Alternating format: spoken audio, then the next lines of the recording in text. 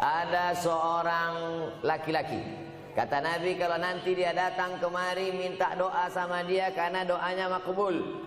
Sahabat heran, karena sahabat itu definisinya man laqiyan Nabi sallallahu alaihi wasallam wa amana bihi wa mata 'alal Islam. 3 definisi sahabat.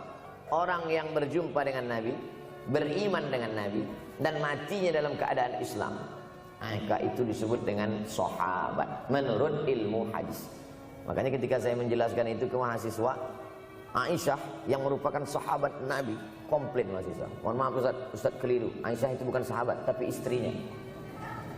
Kita bicara ilmu hadis. Makna sahabat, man laqiyan Nabi, berjumpa dengan Nabi, wa amana bihi, beriman dengan Nabi, wa mata 'alal Islam, mati dalam keadaan Islam.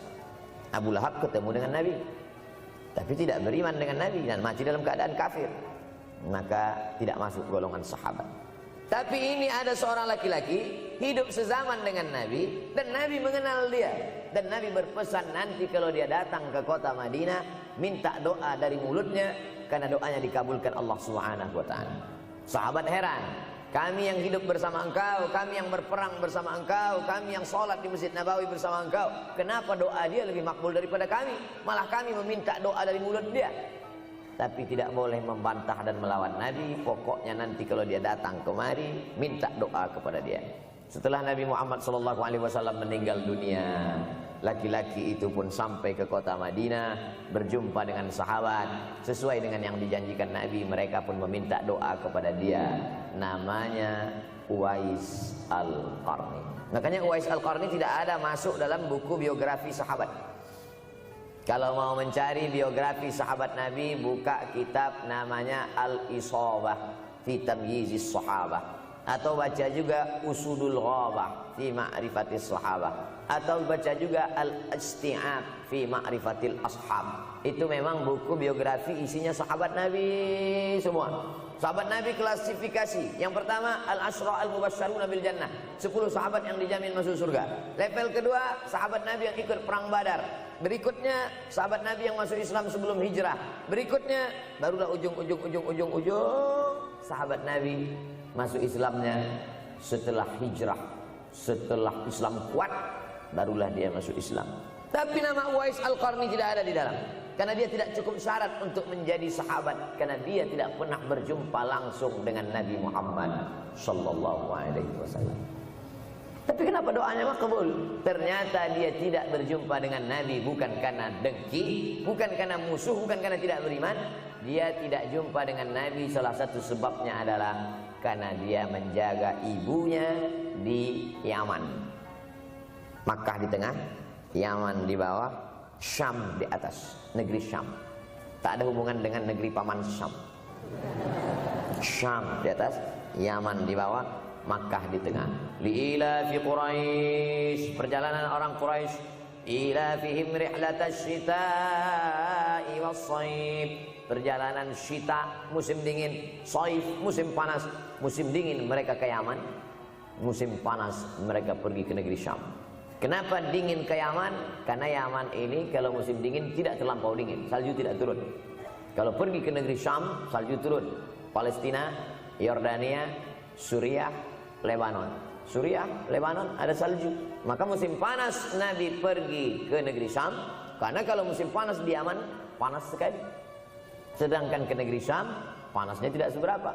Perjalanan orang Arab Quraisy ini diceritakan Allah, di negeri Yaman itulah tempat kampung Uwais Al-Qarni.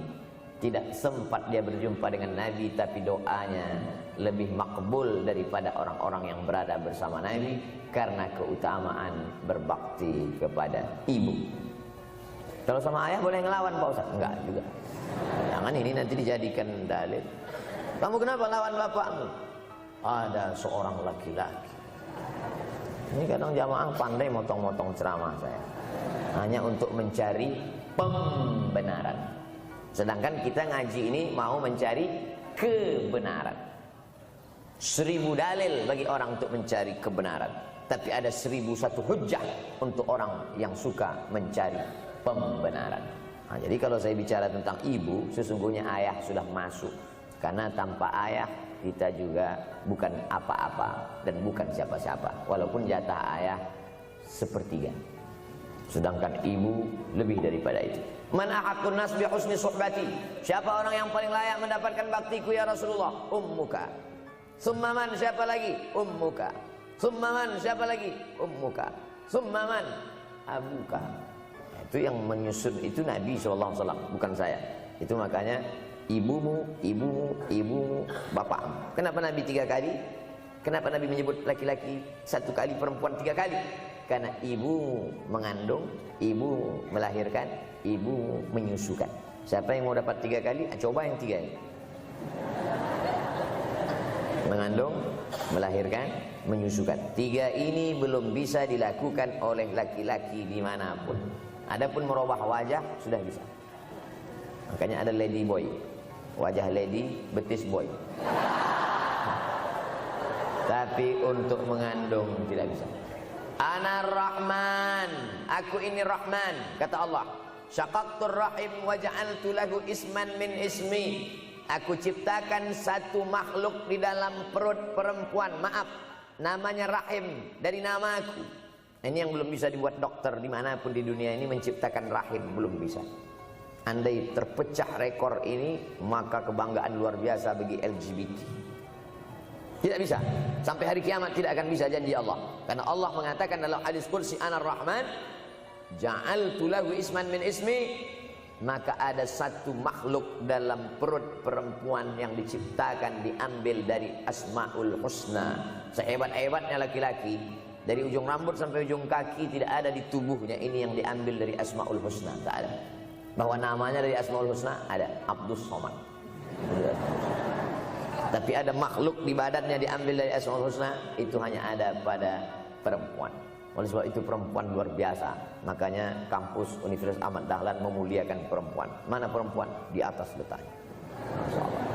Makanya saya tidak terlalu berani mendongak ke atasnya. Begitu hebatnya perempuan.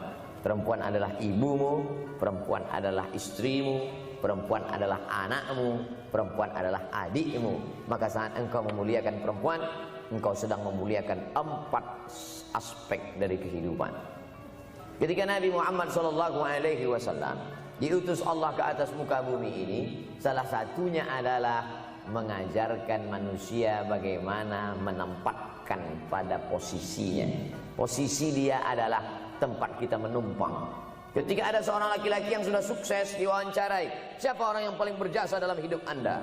Dulu waktu saya merantau ke Yogyakarta, belum ada apa-apa, saya sempat numpang di rumah dia selama 4 bulan. Kata seorang artis dalam sebuah wawancara. Begitu bangganya dia berkata, itulah orang paling berjasa kepada saya karena saya sempat numpang di rumahnya 4 bulan.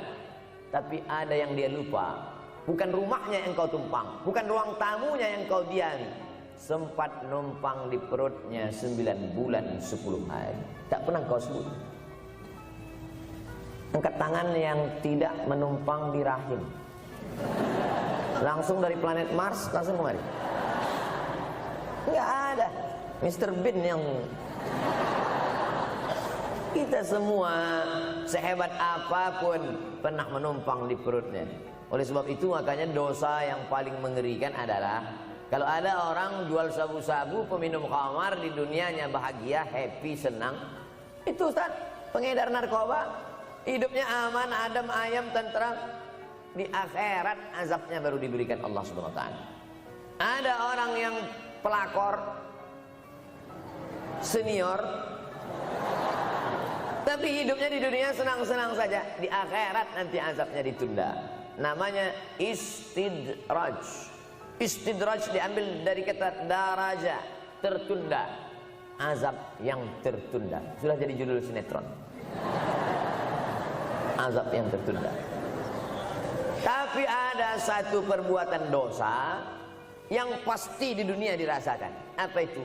Durhaka pada orang tua. Orang yang durhaka pada orang tua, di dunia dia tetap dapat, di akhirat dapat sekali lagi. Itu janji Rasulullah SAW. Lama hidup banyak dirasa, jauh berjalan banyak dilihat, lama jadi